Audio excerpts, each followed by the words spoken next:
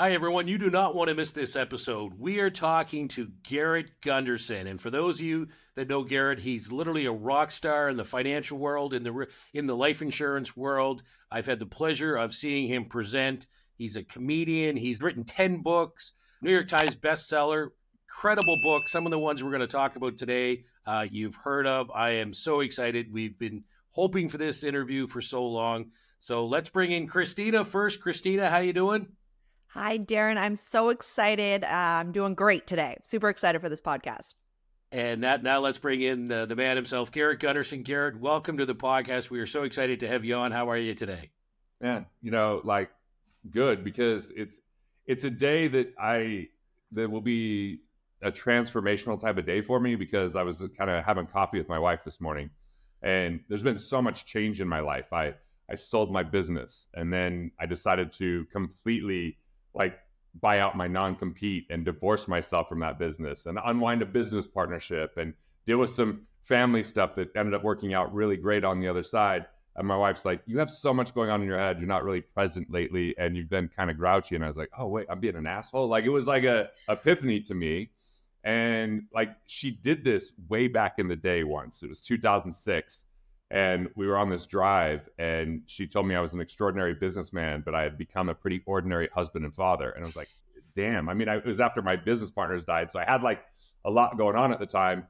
But today's another one of those days where she's kind of calling me out, and pretty, brave, courageous, and insightful, because she's like, can you just get over whatever's stuck in your head and just be the person that we know you to be, so that we don't have to just wait around. And I was like, damn, that's important. That's helpful. And, sometimes easier said than done, but I do think that we have a choice when we have those moments. So maybe not what you expected me to answer with, but that's just the reality of things. And in some ways it makes me excited and hopeful. And on the other side, it makes me realize damn, was I really being an ass? And why was I being an ass? And it's because she's like, I just think you've been caught in your head, which is selfish, which, damn it, I write about this. So it pisses me off when I still have to learn the stuff I even write and go through it. But this is kind of what happens when we face moments of scarcity or bouts of difficulty or whatever it is that we can really get caught in our head. And when we're isolated, then that's when scarcity gets invited. The real key to prosperity is being collaborative and being a value creator and serving others and being abundant. And, circumstances could temporarily knock us off track. And the key is awareness. When we have awareness, when we see reality for what it is, we can make better choices. But you got to realize, you guys know this, how many people are just kind of stuck in this viewpoint thinking scarcity is the way of life, and it's the only way that there is. And they look for evidence of everything that's wrong, and they could tell you so articulately what's wrong, but nothing about what they could do to make it right. And I just thought I was impervious to this, but apparently I have to still make strides and learn lessons. But I think that's the key, is I'm equipped with the right information and relationships and opportunity to make a different choice instead of justify my actions or, get stuck in whatever I've been doing. So never started a podcast like this, but that's just the reality of what I just faced right before this. That's awesome. All I kept thinking is, man, your wife would be a great podcast guest. I'd love to hear the behind the scenes, what goes on, what goes on with your career. And she's also good at letting me go through my process and not rushing it. But I think that, she's like, hey, you've kind of been this way since September. Well, she said later, but it was actually since September. I was like, no, it's been more like September, and I was like, yeah, but I haven't really raised my voice at the kids, or haven't didn't feel like I was, arguing with her. She's like, yeah, but we're just I don't know. She's like, it's just, you're not the bubbly, happy, fun-loving, person that we're used to being around. And we're trying to make sure not to, disrupt things. And I'm like, so you're actually having to change your behavior in worries about my reactions because of the way that I'm showing up. And so, yeah, pretty insightful, pretty helpful. You're in your shadow persona. So she kind of shed light on that you've got to switch to the winning persona, right? I swear this happens every time I write one of my books. It's I write it philosophically, and then it's here, why don't you go through this with the experience so that you can get it at a depth and have compassion and know it. I remember when I wrote Killing Sacred Cows, and one of the things I was saying is net worth is relatively worthless. It's this arbitrary measure, and most people think it's what defines wealth. But I was like, cash flow is actually way more valuable than net worth when it really comes down to it, because it's like, maybe net worth is a little bit like muscle, but cash flow is like blood. And if you don't have blood flowing, it doesn't really matter. And it's not that it's an either or, but I was like, if you had to be like focused on cash flow first. And then I looked at everything I was doing, and I had a lot of net worth at the time, and wasn't managing my cash flow with my real estate that well. And then I just went through the experience of like how much net worth didn't matter in 2008 when everything comes collapsing down and cash flow is everything. And the thing is, I made it to the other side without declaring bankruptcy. And it was hard. I mean, I had a lot of real estate. I had a lot of real estate partners that went bankrupt, but at least I had enough inkling and knowledge to focus on cash flow, and everybody else was focusing on appreciation and something in the future, or buying in hope that, that they're never going to make more land. And so, but whatever it is, the notions are where people get too speculative and think that appreciation is going to take them there. So, but that definitely kicked my ass and said, oh yeah, what I wrote was definitely true. I felt it. I've been in it firsthand experience. And so here I am with Money Unmasked saying, in these moments, a big part of that book is, what if we just asked ourselves, like, what would love do? And, like just have that as a frame. And that's a super easy frame when everything's great, when everything's happy, when everything's going according to plan, when everything's just working. But what happens when the economy changes? What happens when, there's a health issue within a family? What happens when, things, you get screwed over by someone? Whatever it is, it's like, that's when it's harder to make those questions the frame that we look at and the actions that we take. I kind of feel like in relationships, when people are feeling abundant, it's so awesome to be around them and they seem like the ideal person. But what happens when they hit this situation where things aren't going their way? How do they show up then? Do they break their word?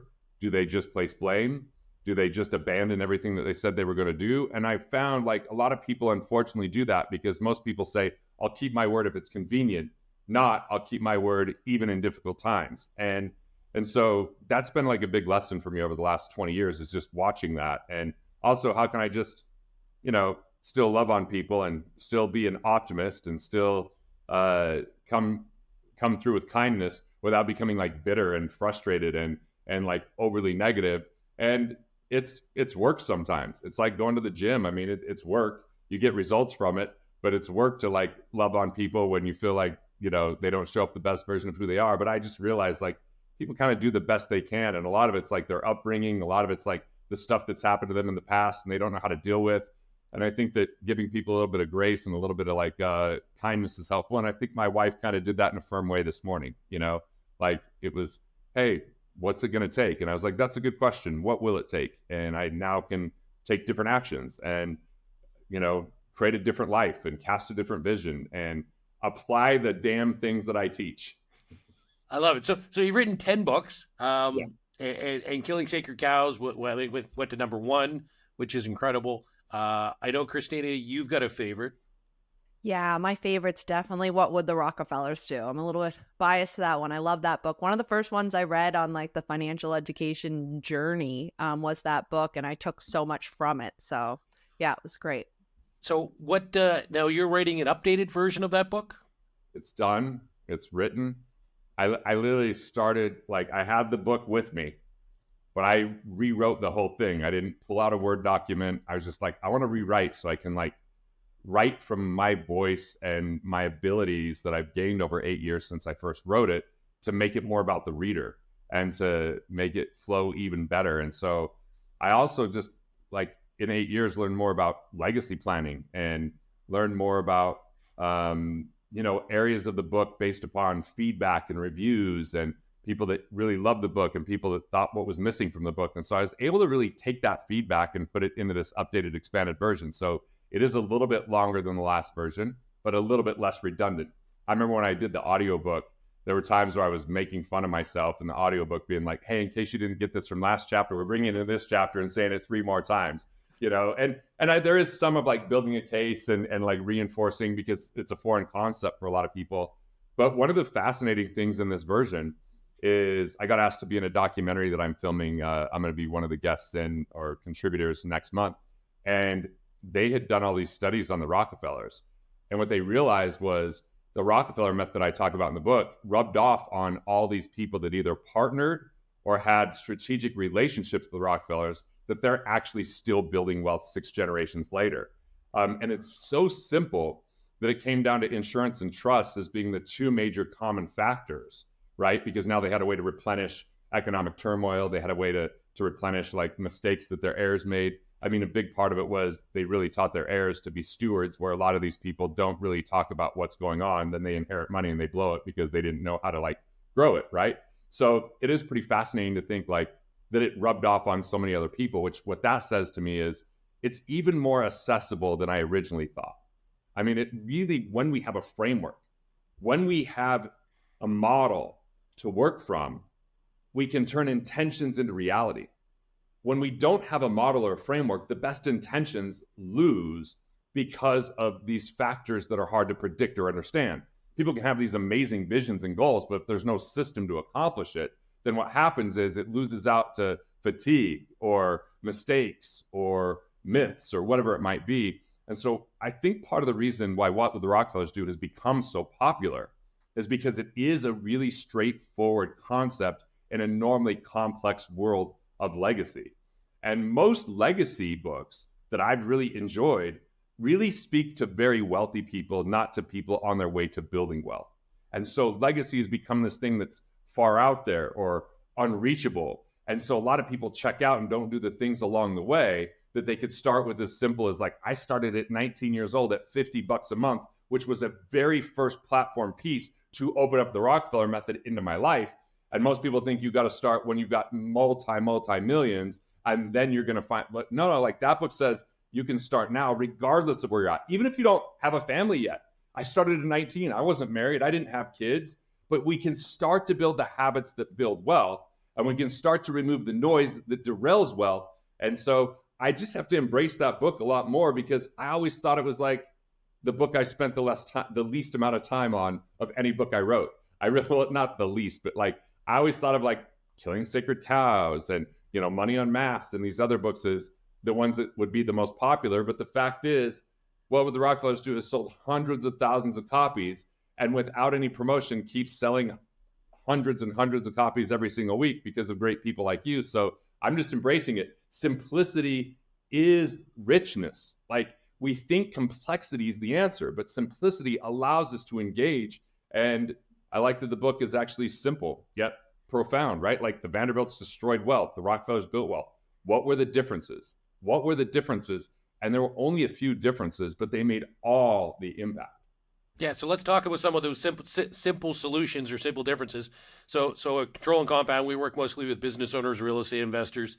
We talk about cash value life insurance as to save your money and why it's a foundational asset and all that stuff. So can you just talk a little bit about life insurance, especially maybe on the RRSP versus life insurance or 401k equivalent, and your view on that? Well, look, let's take this Rockefeller method and let me show you how it was implemented in corporate. I'll use in corporate America because it's in the 1950s. GE, pretty big company. They were frustrated where they weren't number 1 or 2 in certain categories, because they were dominating certain categories, and in other categories they weren't dominating. And they said, what would it take for us to dominate these other categories? And it was really clear. They needed leadership. But the problem was those leaders were already employed by their competitors. So they said, well, what would it take to get them to come work for us? And then they said, well, I think we could offer something with a pension. And if we offer this pension to these people, we could go find these people that are in their late 40s, early 50s, that are wise and that they know what they're doing, and we could recruit them, and we could pay them what they're getting paid now. But then we could say, if they work for us for 7 years or more, that they could have this retirement plan. And they were able to recruit people based upon that. And what they did is, as soon as they brought this executive over, they bought corporate-owned life insurance. They didn't buy term insurance. They bought whole life insurance policies on them. And then those whole life policies built some cash value. That cash value was utilized to supplement the pension, right? Sometimes if they lived long, that cash value didn't supplement it nearly what they wanted. But other times these executives, back in those days, smoking cigarettes every day and living a highly stressful life, and we didn't have the medical advancements, so they didn't have to pay for that long. And they knew that GE would be around longer than these executives, which they were right about. So when they bought these life insurance policies, what happened is the cash value was there to supplement. And then when the executive died, the money would come back into GE tax-free, recovering all of the money that they put into the pension plus a positive return. So they were doing this very, very effectively. Now, let's talk about RRSPs here for a second, because this is what happened. If we think about pensions with corporations, most people think about pensions as something that was overpromised, underdelivered, because far too often people were told, if you work here for a certain period of time, you'll get a pension. And then those companies had to reorganize through certain ways of bankruptcy that kept them alive as a company, but they didn't have to pay the pension because the pension would have bankrupted them permanently. So Wall Street people came in and they basically said to GE, why are you putting money in these policies? They're getting 4 or 5%. The stock market, this is after the 90s. They're like, the stock market conservatively is going to get 10 to 12%. So imagine if you only have to pay 8% out, you could keep the spread. That other 4% is money in your pocket. And so they abandoned the life insurance strategy and they embraced the market strategy. Now look at what history did. The market has a volatility. And what happens is when the market goes down and you still have to make a pension payment, you actually start to disinvest, and it accelerates accelerates the depletion of these accounts. So even though the market averaged over 8%, these accounts started to die because 1 year would be down 10% and they'd still have to take 8% out for the pension. So that's an 18% loss essentially. And now, even if the market came back 10% the next year, it's 10% where they were down 18%. So it doesn't get them back to where they were. It's still lower. Even if they didn't pull money out for the pension, if you have $1 million that loses 10%, you're at 900,000. If it gains 10%, you're only at 990,000. And that's assuming there were no fees to manage it whatsoever and that you just lost 2 years, right? Because you lost time value of money.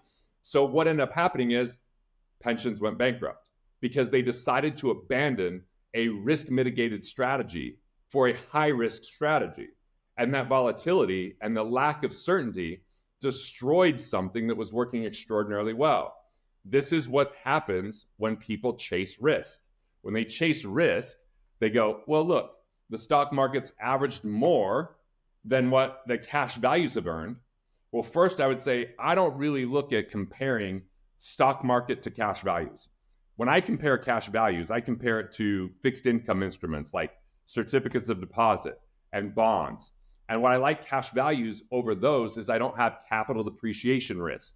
Capital depreciation risk happened especially in 2022. Interest rates went up on bonds. All the existing bondholders lost value because they'd have to sell their bonds at a discount in order to match the interest rates for new bonds. So why would you buy an old bond if you could buy a new one and get a better interest rate? So you don't have capital depreciation risk because your cash values, once they earn their dividend, become the guaranteed amount. So I like that over that. And look, when we look at the risk-adjusted return after 10, 20 years, insurance cash values pretty much do what bonds do. But guess what? Bonds, typically you have to pay tax on them. And you don't get a death benefit that comes with it, which means now you're paying for term insurance, which is a drag and an opportunity cost. And, so not only is there tax advantage, not only is there, recovered cash that you have, you can tap into that cash at any time if there's good opportunities. And we know some of the best real estate opportunities come at a time when the stock market's declining. So now people that are in the stock market don't want to cash in on that when they could go get this other great asset, but people with cash value can. So it's not by term and invested difference in an RRSP, it's by cash value insurance, and utilize cash value when you can capitalize on great opportunities. And this is an asset allocation choice that's a banking alternative. I don't like banks because we've seen a lot of them go under. We saw in 2008, tons of banks went under. The government had to come in with trillions of dollars to bail them out. How many mutual life insurance companies went under during that time? Any? I don't know of any. Zero. So why would I put my cash in something that has that type of risk? And by the way, these banks are already going and putting a third of their reserves into cash value insurance. So why let them do it? Why not just cut off the middleman? I use banks to pay bills. I use cash value to acquire assets and to store my cash. So When you look at this Rockefeller method, it's very simple, just like GE. You buy insurance policies on yourself and on your family members, and then the beneficiary is your trust, so that when someone dies in the family, it replenishes your cash that could then be the alternative to having to ever go to banks. I met with this financial guy. We're both speaking at an event, and he talked about when he was in his early 20s, he was just a full-time real estate investor. And he said the best real estate deal that ever came across his desk, he made an offer, but he had to finance it. And, he ended up losing the deal to someone who paid cash, and they closed in 5 days. And so very intelligently, he decided to call this person that he lost the deal to. And he said, how in the world did you get cash? Like, where? He goes, oh, my grandfather started these whole life policies, and we now have $40 million inside of them.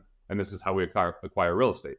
We buy, and then we refinance if we need to. And then the cash value is back. And it's like, I bought a lot of assets over time that I need to move on quick with my cash values. So that's a very long answer, but I think that it's important to realize people that sell risk, they sell it based upon a faulty notion of risk equals return. But the reality is the people who are best at mitigating and managing risk get the best returns long-term and create more sustainable wealth.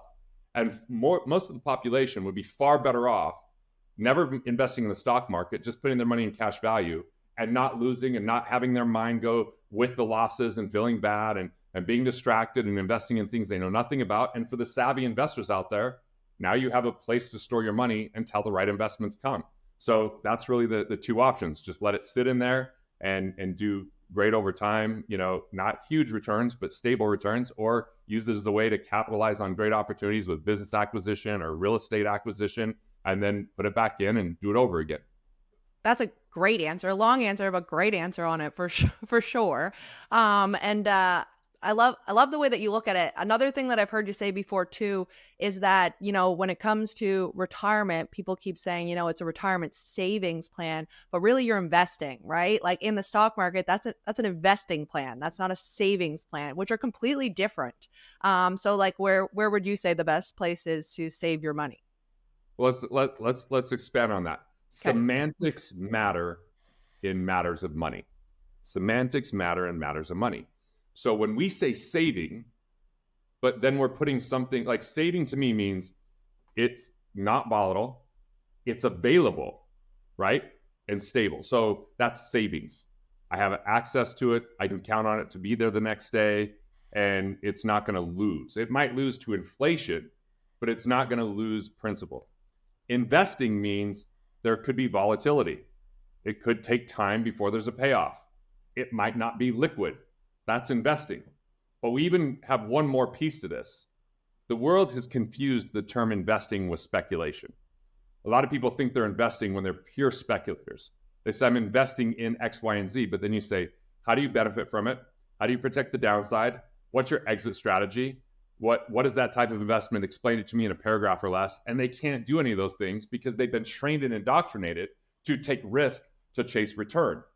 But ultimately, I look at, if we say that we're saving money and we're speculating, that's huge damage to the psyche and to their overall return. So people put money in qualified plans like an RRSP, and they say that they're saving, but how do you access it? Through a loan? Through paying a penalty? And what's it usually fueled by? ETFs, mutual funds, which are volatile. They don't provide cash flow. Do we know which companies that's even invested in? Do we know what's going on in those boardrooms? Do we know what the pressures are for them to inflate their numbers from quarter to quarter because they're trying to make shareholders happy? Like, I think that the system is pretty broken on that. I don't have any money in a retirement plan for a few reasons. Number one, my focus is on cash flow first over accumulation. Number two, anytime the government's involved, I'm highly skeptical and concerned. So I'm trying to have private contracts instead of government tax codes where they can change the rules on me at any given time.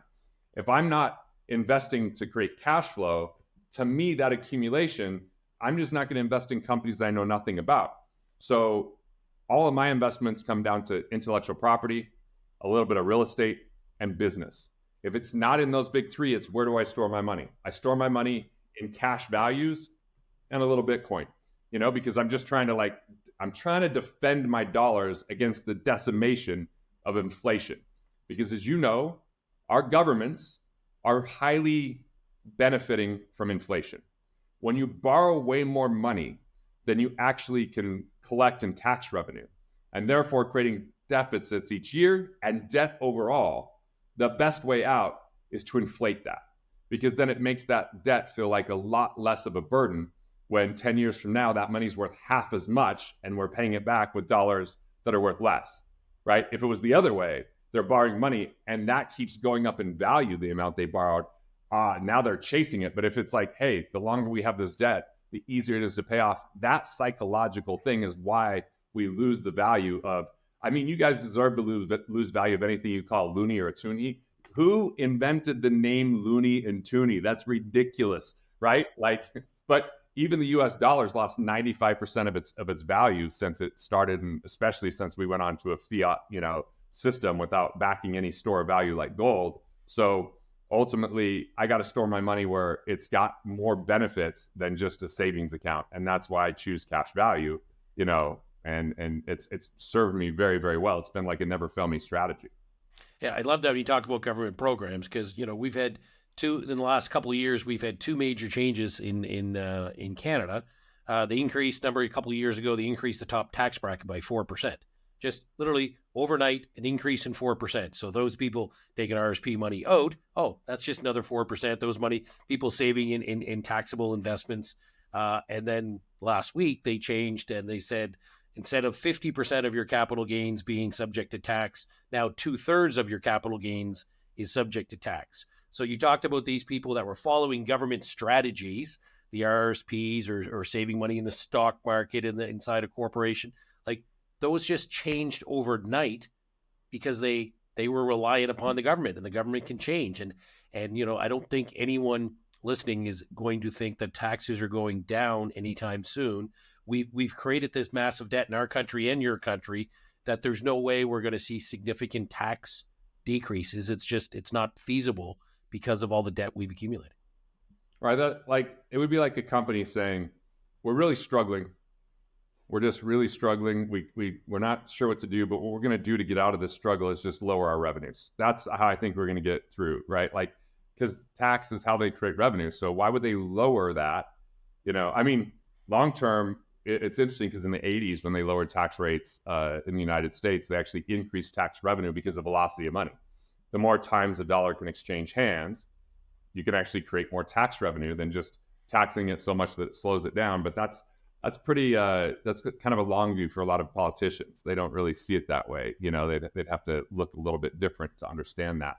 But it's funny because I find it interesting. I'll do videos sometimes on how to save tax, and people are like, it's people like you, that make it that we can't afford to put in good roads. I'm like, first off, how much of your federal income tax goes to building roads? And second, have you never heard of excise tax? Next time you go to the gas pump, look at how much of that dollar that's going to gas is actually going to pay for roads. So, it's amazing the level of ignorance that people have. And to me, if the government's giving you a loophole because they're incentivizing you to provide something like real estate, right? That's housing that they don't know how to provide on their own, or they don't effectively provide. If they're going to incentivize you for it, I think you'd be foolish not to take that incentivization, and that we have to stop looking at what we do to extract value, and people have to shift their focus on what we do to create value. Like, here's an example. I know people that don't want to earn more money because they don't want to pay more tax. That's a consumeristic mindset that harms them. Like, I would always want to pay more tax if it meant making more money. And part of the confusion for people, and I had this when I was 19 years old, I was about to cross this threshold that if you made more than $23,999, and when you're single, you move to the next tax bracket. And my immature mind, it was, well, if I make that next dollar, all my taxes go up. No. It only taxes the next dollar. All my previous taxes still stayed exactly the same on that marginal rate. And so I think that part of it is we just have these erroneous beliefs.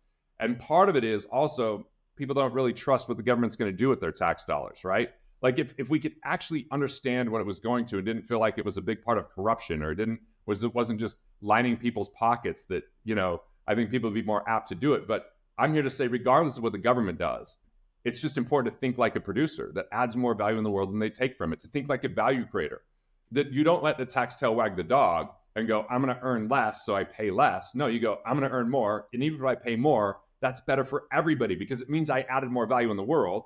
It means that we increase velocity and exchange because the world is not a finite game that's zero sum.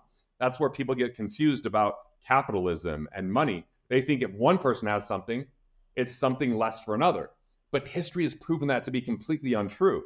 There's less people, even though we have 8 billion people, there's a lower percentage of poverty today than there was hundreds of years ago by a substantial amount. And why is that? Because we get to capitalize on previous ideas, and then we become more efficient over time. And even if there's a finite amount of things, we have an infinite number of ways to use ingenuity and innovation to provide different resources. And, there's all these people, like these kids today, like 30% of them think that it would be a good idea to be communist. I'm like, I think anyone that believes that, first off, they haven't read about the genocide with like the Mao dynasty or anything like that, but they should have to go somewhere that's been communist and is communist and say what free housing and free healthcare looks like, because I even heard in Canada, healthcare is kind of on the decline a little bit because of the demand, and it's hard to keep up with it, providing the way that you guys do. Oh, no, it's still free. You just got to wait 18 to 24 months to get in. Yeah, it's free. So you're going to die before you get it, but it was free, Whereas as a business guy in Toronto told me the other day, he was on the 2-tiered healthcare system in Canada. He's on tier 2. It's called Air Canada. He jumps on a plane and he flies to the U.S. That's his 2-tiered healthcare system. Yeah, we got some problems here. We got insurance companies that are costing like crazy amounts of money that if they didn't exist, we could just have more affordable healthcare. But, every country has its issues. It's always nice and noble to think of an idea without consequence, like free housing. Well, who's going to provide that free housing again? Free healthcare. How does that come about? Like, part of it is we just have to peel the layer a little bit and ask the deeper question. But it all comes down to one very simple thing. Prosperity comes from responsibility.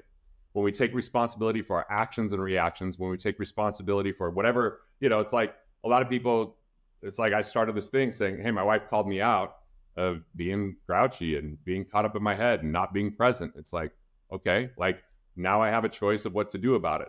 A lot of people, when they get confronted with something and they don't like it, they just blame someone else. And so we could blame everybody for all the financial situation we're in, or we could take a step today on a way that we could add more value, serve more people, solve the problems, and be part of the solution. And I think that's the deal, Well, that perfect segue into the next session then, because you talked about your wife and you talked about your behavior and how to change it.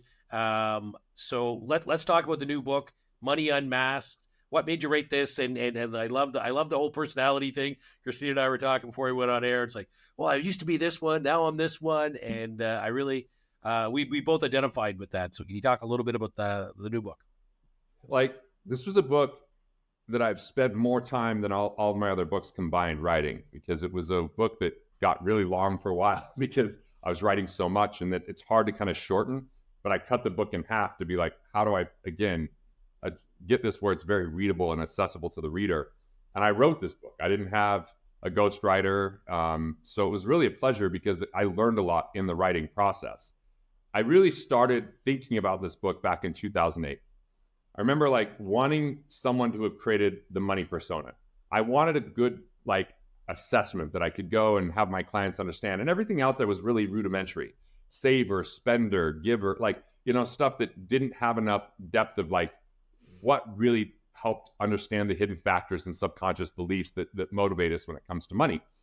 And I'm not really like this person that loves to read a ton of books and read a bunch of research papers and figure that out. So it took me building a team to help me discover and uncover this money persona thing. And the money persona the epiphany was we have kind of a shadow side and a winning side. And it really started to inform a lot of my previous work, which is scarcity versus abundance. And how does that show up? And how do we operate from that? And how can we label it so we can start to recognize it? And so in that process of uncovering money personas, I really wrote with one of my researchers the shadow personas first. The miser that plays the game called preservation, the conservative that plays the game called accumulation, the striver that plays the game called status, and the high roller that plays the game called opportunity. What these 4 characters have in common is they pretty much operate from scarcity. Scarcity is a place where it's isolation. It's all about the individual. It's not a collaborative effort. It's take what you can, hold on to what you've got. It's a very selfish state of being, and it's usually a very competitive state of being. But what it does is it really puts a ceiling on what someone's production and capabilities could be of exponential growth and wealth. And so once that was identified, then the light bulb and the epiphany was, well, what's the counterpart that it's some similar characteristics and traits, but utilized in a way that's more co-creation and collaboration and unlocking this level of prosperity. And that's where the winning personas came from, which was the mindful manager that's very detail-oriented, efficient, and great at improving things. Or it was the planner that's stable, thoughtful, and strategic. Or it was the creator that leads with innovation and ingenuity to create new pathways of value. Or it was the catalyst that thinks and plays big and shows us ways we can win together. And so really understanding this like accelerator or flip formula, which was co-creation, delegation, and collaboration. Co-creation is finding one person that can support and inspire you and create accountability to move beyond scarcity, where collaboration was finding the winning personas that you aren't and utilizing their skills so you could leverage yours, and it was bringing a team together. All of a sudden, like, I took examples of people that went through my program and I coached, and I was like, the people that came in as misers but left as mindful managers and showed the results over a long period of time, like 5 years or more, you know, going from someone that was a miser making less than $100,000 a year, scrimping every single cent, obsessed about money, and, you know, having a couple $100,000 in total net worth, to exponentially increasing their income as a mindful manager, and taking how people could be more efficient with their money and inventing a cash flow optimization process that saves tens of millions of dollars a month for all the clients they worked with, now makes 10 times what they did before and is worth multi-millions and has a dream home. It was a shift in mindset. It was same skill set, but bringing it to the world versus only bringing it to a budget. And so I just did that in the book for, you know, 4 different people in one of those chapters, which I think is super helpful to see, because it's not just the philosophy, it's the practical application. Even though it's the same person, even if it's the same ability, it's what they do with those abilities. Yeah, no, I definitely, while I was reading the book, it was a mind shift. The whole thing was a mind shift from the very beginning. When you talk about the money, the personas were great, because identifying it, like you said today in your story, you identify it, you can fix it, you can correct it. Another thing that I really took from the book was the value creation, right? You talking about creating value versus holding money as our value, right? Like, money doesn't create value for us. We need to create value in this world. And you had mentioned the win then play instead of play then win. And that one was a mind shift for me, right? Like, let's start creating value. Can you talk a little bit more about the win then play that you talk about in the book? Yeah, it's if you design a game worth playing, you've already won. Like, most people are stuck in this paradigm, which is like, one day, someday, I'll finally get to enjoy life, and I just got to get there. Once I'm there, then everything's going to be great. But that's always on the horizon. So they're playing to win. And a lot of people like wear that as a badge and moniker. Like, I'm playing to win. I'm here to win. I'm going to hustle. I'm going to grind. I'm going to outwork everybody. But it's always about the future, never enjoying the present. Right. And so when we're stuck in that play to win paradigm, that's when you end up with a conversation like I had with my wife, where she's like, hey, what are you working towards versus enjoying it along the way? What would it take to enjoy along? And it's not like we're not enjoying a lot of it along the way. We just took a trip to New York with our kids, and, but she, like, I get it. It means I'm not being present. When we're being present, we're excited about the future, but we're enjoying the process along the way. It means the win is in the work. You're not doing the work so you achieve something and then you'll be happy. The work is part of what makes you happy. And we've just been in a society that we've been indoctrinated that work is work and it's drudgery, and we trade time for money, and then you retire and everything gets happy again. But you lose so much of life. And in that loss of life, you expend so much energy trying to get somewhere. And when you get there, you find out, wait, it's not all perfect all of a sudden. You just don't flip a switch at a certain age and be like, okay, I've been an asshole all the time, but now I'm happy. It's like we become our habits. So win and play is, what's the game worth playing? What's the rules that you want to design? What's the life that you want to live? What's quality of life look like to you? What's the stuff that you enjoy? Like, I love to write. I love to speak. I love to, do this kind of stuff. I don't love operations. I don't love hiring. So there's other people that are built that way. So I find the planners so I could be the creator. And we collaborate and work together so we could accomplish a lot more. And so that's win then play is, you've designed the game. You've made the rules, and it's the game that you want to play. Now, it doesn't mean that you don't have these amazing outcomes. It's just that, like, when I did comedy, at first it was like, I just loved doing comedy. And then all of a sudden I filmed the comedy special and I was like, ooh, I'll be happy when it gets on Netflix. Now I'm in a play to win. Now I'm not enjoying the process of writing a joke. Now I'm not enjoying the time I'm going on stage and it's creating the new jokes and rehearsing the new stuff and preparing, because it's all about getting to Netflix. That's when we get addicted to outcomes versus enjoying the process. When you fall in love with the process most, like some of the people that do the most extraordinary things in life, they just are so consistent with it because they love the process. You know, I was listening to Joe Rogan and he was talking about, to Tucker Carlson, he was like, hey, for 5 years, I didn't even know how many people were watching or listening. I was just doing it because I loved doing it. I loved having these conversations. We were filming it in my living room at first, because then I went and did a set in Chicago in front of 3,700 people.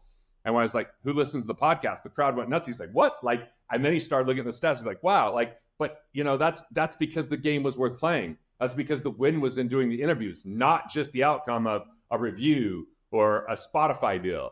And that kept that consistency. And a lot of us, we do things we hate in order to try to create a life that we love. And it actually becomes this juxtaposition that actually prevents us from having the life that we want. So design the life that you love, design the game you want to play, and fall in love with the process. And then the outcomes are gravy. The outcomes are bonuses. The outcomes are just little celebrations along the way, not the entire purpose. Sorry, Christina, I was waiting for you. Oh, sorry. I saw you jot down a note, so I thought that you had a question. Well, win then play. I was just changing my whole life around.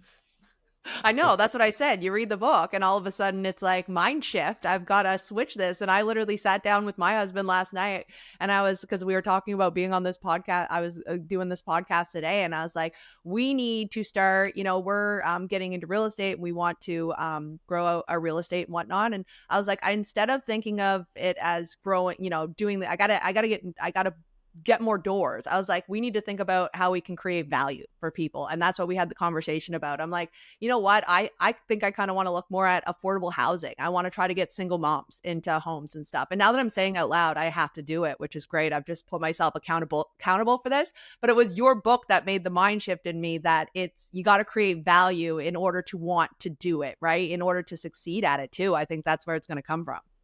Love it. I love that shift. And it's about service at that point. And then money follows that value you create versus doing something to chase the money and hope the money keeps coming. Right. Yep.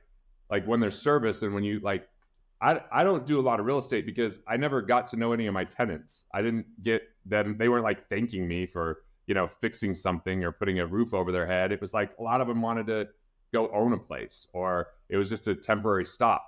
But we started this conversation. You guys have read my book. So intellectual property is my property. Like I love to write.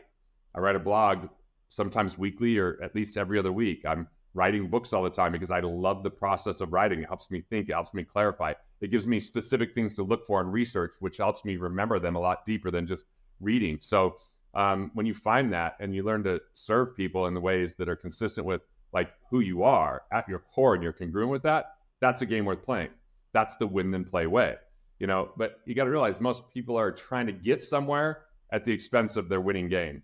And then they just delay it, they defer it. And then that habit becomes who they are. It's like people that become misers to try to become cheapskates enough to eventually have $1 million, still live like paupers, even when there's $1 million, because they don't know how to actually enjoy money because they look at expenses as something bad instead of a way to utilize money. So, we could just question like, does this make me happy?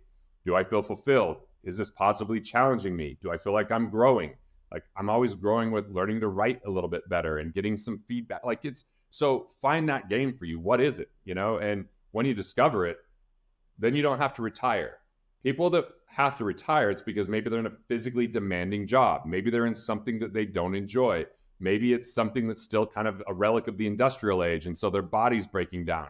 But if you can find something where you're utilizing your mind in a way that you continue to gain wisdom, well, just retire from the things you hate so you don't have to retire from the world of value creation. And if you stay in the world of value creation, the older you get until you become senile, the wiser you become. So why stop? Why plan for bankruptcy in your family? Why not create a legacy of intellectual property and lessons and contribution? It's just a different way to live. And I think that retirement, just replace it with economic independence. Create enough cash flow from assets to cover your expenses, and then work's a choice. Have work freedom. Do you want to work today? Do you not want to work today? what kind of work do you want to do? Do you have something that might take longer to pay off, or that you need to, build skill sets that are going to take longer? Like, I wrote a theatrical keynote. This keynote, I act out the 4 money personas that I talk about in the book. I pick up the guitar and take people through an exercise where they can flip and understand what it's like to come from abundance. I do spoken word because we need white people doing spoken word. You know what I'm saying? But it took so long to write and so long to rehearse that it took years before I ever sold the first one. But now the level of connection I have with the audience, the level of memory they have about these complex topics that now feel accessible and available came from being able to do that because of economic independence. Do something that could be a little bit more world-class and less, transactional quickly because you need the money. And when people get out of the need for money because they've got the basics handled, there's exponential growth. And so, create a vision you don't want to retire from, design the life that you love, feel like you could blur the lines between work and play, and you're going to find a lot more motivation to keep going versus the drudgery of doing things only for the money at the expense of your energy. And Garrett, you sound like you've been in business since you were 19, and you've kind of come through a bunch of different phases. Where would you see yourself in 10 years? Like, are you still like, do you think this is it now? You're always going to be growing and learning, but you're still going to be working, having fun, and then adding value. Yeah. I mean, I think I finally arrived at the game that I want to play. I want to do corporate comedy so I could teach money through funny. I'm going to do my theatrical keynotes because it's something I could dedicate 20 years of my life to. I'll be still writing books and still promoting the books that I've already written. And I'll be, building this community of what I call producers, people adding more value than they consume, called multiplier, that helps them, engage in everything from growing their money to growing their income, to keeping their money, to growing themselves, and engaging in that because I love to create content, and intellectual property is my future. I don't see a time where I'd stop doing that. Even if I'm in my 80s and, my hands hurt, they'll probably have a device. I'll just look at it and it understands what words I'm saying. Who knows? I mean, I see no reason to stop, because when I went to Italy for a summer, I had a ton of fun, but I also got bored during part of it. And I was excited to come back and, re-engage in life and build relationships through the value I create. So I don't want to retire from that. I want to stay a value creator throughout my entire life. That is incredible. Okay, so the book's called Money Unmasked, available on Amazon. Great read. And where do you find that quiz? Christina and I did that quiz, but where do you find the quiz to figure out which money personality you are? GarrettGunderson.com/quiz. So you can just take it, no charge, find out which is your shadow and winning personas, and have a little bit of insight to how you operate and what makes you tick, and the hidden factors that either lead to sabotage or success when it comes to money. Yeah, and you've got your other books on there too. So for those that have heard us talking about the different books, What Would the Rockefellers Do, Killing Sacred Cows, the newest one, Money Unmasked, they're all up on there. I highly encourage everybody to get out and read them if you haven't already. Yeah, I was just going to say, like, we talk with people, look at the show notes. So with this one, you really have to. You've got to go to the show notes, find out where to follow Garrett, where to read his books. It literally can change your life. I know it's changed ours. Garrett, thanks so much for your time. We appreciate it. Hopefully get to see you in June at an event. So thanks for your time today. Have an awesome day. Thanks, guys.